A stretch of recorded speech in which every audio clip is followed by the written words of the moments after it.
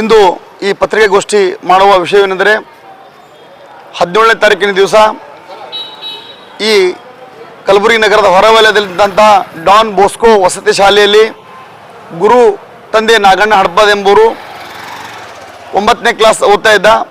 ಚುಂಚೋಳಿ ತಾಲೂಕು ಸಾಸರಗಾಂವನ ಊರಿನವರಾಗಿದ್ದು ಆ ಹುಡುಗ natural death ಅಂಥೇಳಿ ಆತ್ಮಹತ್ಯೆ ಮಾಡ್ಕೊಂಡನಂಥೇಳಿ ಇವತ್ತಿಂದ ಆ ಒಂದು ಡಾನ್ ಬೋಸ್ಕೋ ಶಾಲೆಯ ಪ್ರಿನ್ಸಿಪಾಲರು ಹಾಗೂ ಸಿಬ್ಬಂದಿ ವರ್ಗದವರು ಹೇಳ್ತಾರೆ. ಅದು ಶುದ್ಧ ಸುಳ್ಳು, ಕಟ್ಟುಕತೆ.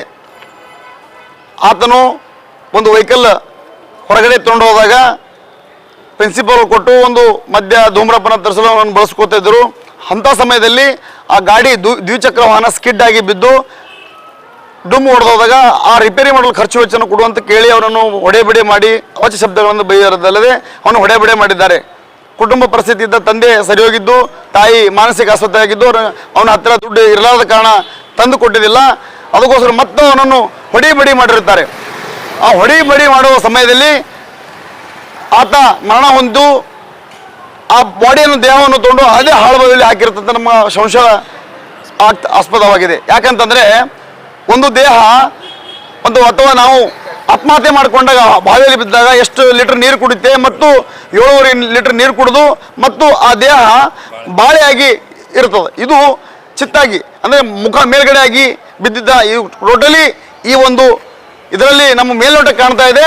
ಇದು ಸಂಪೂರ್ಣವಾದ ವ್ಯವಸ್ಥಿತವಾದ ಮರಣ, ಕೊಲೆ. ಅದಕ್ಕೋಸ್ಕರ ಮಾನ್ಯ ಸಬ್-ಅರ್ಬನ್ ಸರ್ಕಲ್ ಸಾಹೇಬರು, CPI ಸಾಹೇಬರು ಮತ್ತು ACP ಸಾಹೇಬರು, ಸಬ್-ಅರ್ಬನ್ ಉಪವಿಭಾಗ ಮತ್ತು ಮಾನ್ಯ ಪೊಲೀಸ್ ಆಯುಕ್ತರು ಕಲಬುರಗಿ ಇವರು ಈ ಒಂದು ವಿಷಯವನ್ನು ಗಂಭೀರವಾಗಿ ಪರಿಗಣಿಸಿ ಸೂಕ್ತವಾಗಿ ಉನ್ನತ ಮಟ್ಟ ತನಿಖೆ ಮಾಡ್ಕೋಬೇಕು. ಕೇಸ್ ದಾಖಲೆ ಮಾಡಿಕೊಂಡು CC ಕ್ಯಾಮೆರಾ ಫುಟೇಜ್ ತೆಗಿಬೇಕು. ಇನ್ನೊಮ್ಮೆ ಆ ಹುಡುಗನ ದೇಹವನ್ನು ಅಗೆದು ಪೋಸ್ಟ್ ಮಾರ್ಟಮ್ ಆಗಬೇಕು. ಅದಕ್ಕೋಸ್ಕರ ನಾನು ಹೆಚ್ಚಿಗೆ ಹೇಳಲಾರದೆ ಒಂದೇ ವಿಷಯದಲ್ಲಿ ಹೇಳ್ತೀನಿ. ಈ ಒಂದು ಡಾನ್ ಬೋಸ್ಕೋ ವಸತಿ ಶಾಲೆಯ ಪ್ರಿನ್ಸಿಪಾಲ್ ಹಾಗೂ ಸಿಬ್ಬಂದಿ ವರ್ಗದ ಮೇಲೆ ಕೂಡಲೇ ಕೊಲೆ ಪ್ರಕರಣ ಮತ್ತು ಈ ನಾಬಾಲಕ ಹುಡುಗನಿಗೆ ಒಂದು ದ್ವಿಚಕ್ರವನ್ನು ಕೊಡಬಾರಂತ ಹೈಕೋರ್ಟ್ ಆದೇಶ ಇದೆ. ಆದರೂ ಕೂಡ ಅವನಿಗೆ ದ್ವಿಚಕ್ರವನ್ನು ಕೊಟ್ಟಿದ್ದು ಅದೊಂದು ಕೇಸು. ಮತ್ತು ಇವನನ್ನು ಈ ಕೆಲಸಕ್ಕೆ ಅಂದರೆ ಅವರು ವೈಯಕ್ತಿಕ ಧೂಮ್ರಪಾನ ಮದ್ಯಪಾನ ತರಿಸಲು ಬಳಸ್ಕೊತಾ ಇದ್ರು.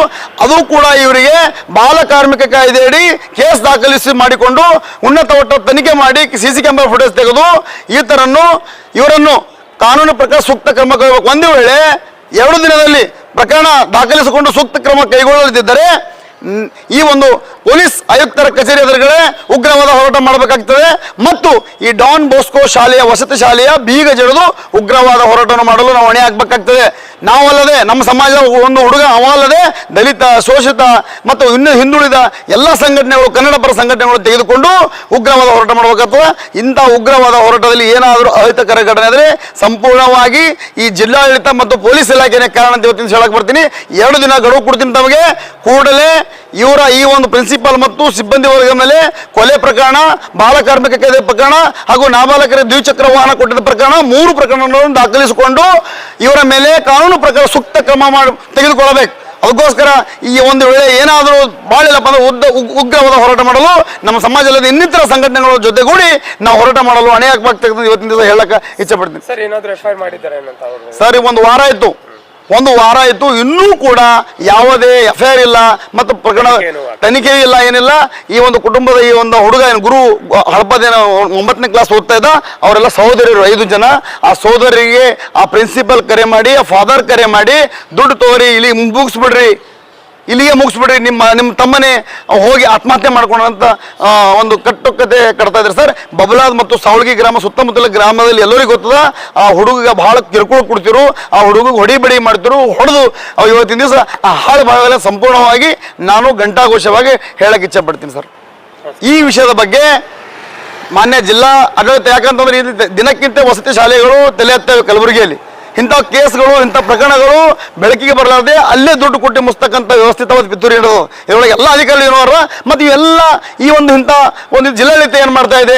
ಜಿಲ್ಲಾಡಳಿತ ಮೇಡಮ್ ಅವರೇ, ದಯವಿಟ್ಟು ಇಂಥ ಕೇಸ್ಗಳಲ್ಲಿ ತಾವು ವಿಸಿಟ್ ಮಾಡಿ, ವಸತಿ ಶಾಲೆಗಳು ವಿಸಿಟ್ ಮಾಡಿ ಬರ್ತಕ್ಕಂಥ ದಿನದಲ್ಲಿ ದಯವಿಟ್ಟು ಇಂಥವ್ರ ಯಾವುದು ನಿಷ್ಪಕ್ಷಪಾತವಾಗಿ ಅವರ ಮೇಲೆ ಕ್ರಮ ಕೈಗೊಳ್ಳಿ.